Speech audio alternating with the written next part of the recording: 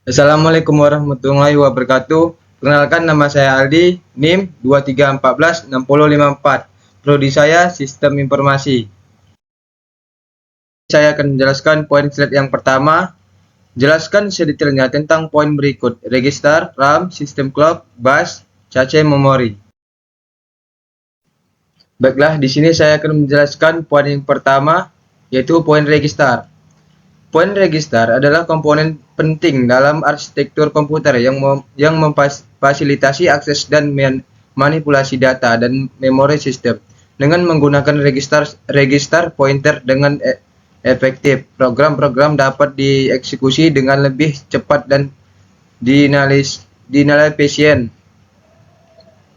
Dan lanjut yang kedua, RAM.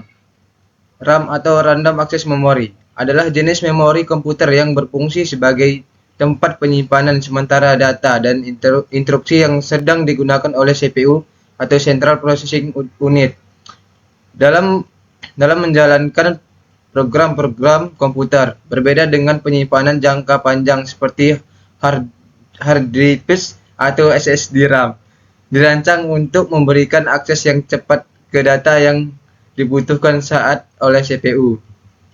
Dan lanjut yang ketiga, sistem clock. Sistem clock mengatur kecepatan operasi-operasi dasar dalam komputer seperti siklus instruksi CPU, transfer data antara komponen-komponen, dan pembaruan layar. Kecepatan sistem clock diukur dalam hertz dan biasanya dinyatakan dalam menghertz atau mhz atau gigahertz. Dan lanjut yang keempat, bus.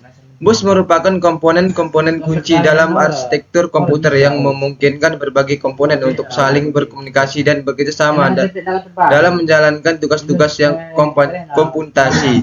Kecepatan, lebar, dan efisien bus memiliki dampak langsung terhadap kinerja keseluruhan sistem komputer. Dan yang terakhir, yang kelima, cache memori.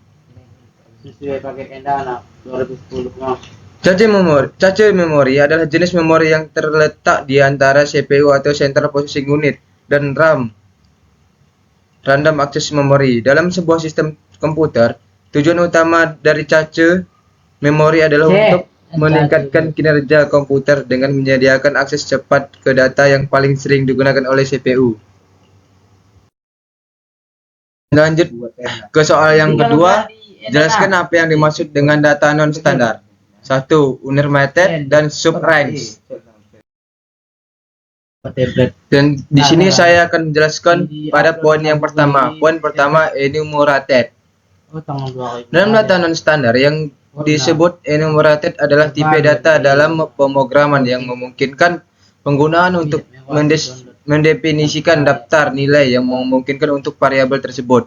Biasanya dalam pemrograman, enumerated digunakan untuk memberi nama pada komponen nilai yang berhubung atau terbatas. Namun, ketika disebut non-standar, itu memungkinkan merujuk pada implementasi yang tidak mengikuti konvensi atau standar yang umumnya diterima dalam pemrograman. Dan poin yang kedua, subrange. Subrange, data non-standar atau subrange merujuk pada representasi nilai-nilai dalam rentang tertentu yang tidak mengikuti standar atau konvensi namun dalam pengkodean data subrange biasanya mengacu pada bagian tertentu dari tentang nilai yang memungkinkan untuk suatu tipe data.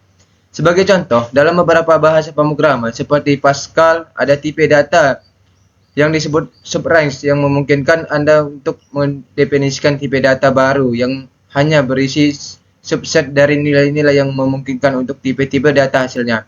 Namun, ketika disebut non-standar, itu memungkinkan merujuk pada implementasi khusus atau tidak bisa dari tipe data tersebut. Sekian dari pembahasan kita kali ini. Jangan lupa share and subscribe. Assalamualaikum warahmatullahi wabarakatuh.